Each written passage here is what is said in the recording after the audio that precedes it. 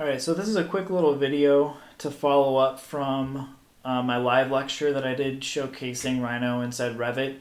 During the live lecture, I ran into a problem where I couldn't get the custom wall that I was making over into Revit correctly, and that was because of a really simple mistake that I made. So I'm going to show that to you really quickly, and I'm just going to show you also how we can clean this up and a couple of the other things that I kind of glossed over while I was doing the demo. So to start off with, if I look at my wall inside of Revit after I brought it in, you can see I get this weird little join condition here at the corner. So basically what I want to do is lop off that edge of the wall, my custom wall, so that it joins up nicely. Okay, so if I go back here into Rhino and just show that wall, I'm going to just draw a line off of that intersection point here at the corner where I want to cut off from my wall.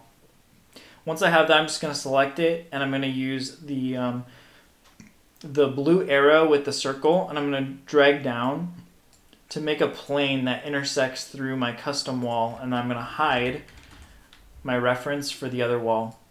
After I've made that, I'm just going to drag this plane into a spot where it cuts through everything, where I like it, and then I'm going to use the Boolean split command. Whoops. Boolean split, and I'm going to select this as my object to split, hit enter, and then select my plane as my cutting object, and then that's going to cut a little chunk of this off. So we can get rid of that, get rid of the plane, get rid of this line.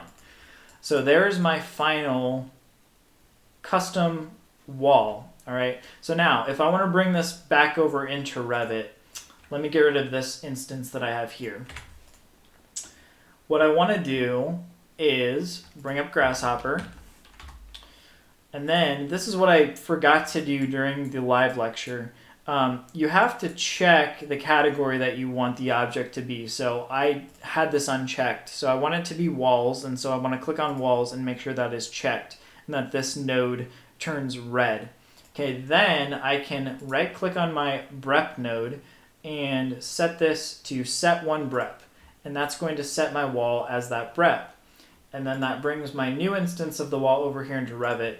So once that's done, just go over into Revit, and then I can align using my align tool. So actually, let me bake this into Revit. So I'm going to click on it, go here to Rhino Inside, here at the top, and then Release Elements. So that's going to bake that in. Then what I can do, if I make this full screen so it's easier to see, I can go to my modify tools and then align from the back side of my custom wall to this edge here. So now my custom wall is kind of sitting nicely between the two walls around it. Now, something that I did here when I brought this in is I created, if I can pull that up. Okay, so when I set up my nodes to bring this over into Revit, we set up this material node, and we called the material custom wall.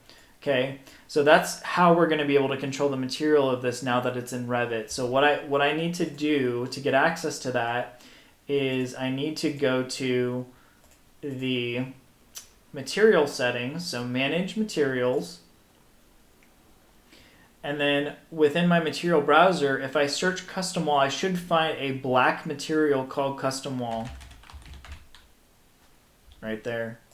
Okay, so that is currently the material that is applied to this object. And this is how we're going to edit the material that's on it. We're just going to tweak this material here.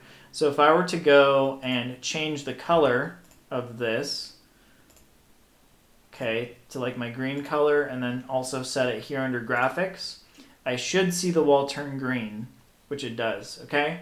So that's how you can control the material of an object that you import directly into the Revit project file.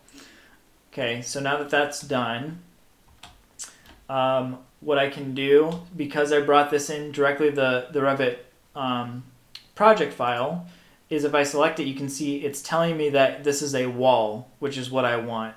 The way I showed you during the lecture was to bring it in as a Revit family.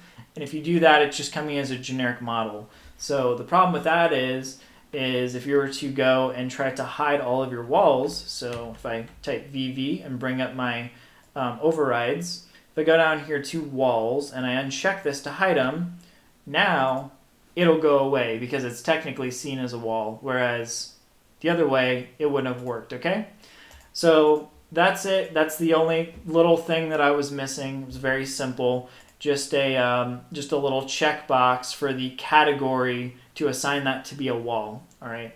So if you go ahead and you try to replicate this for practice, just make sure you are checking all the boxes on all the nodes that you need to, and you should be good to go. All right. So that's all.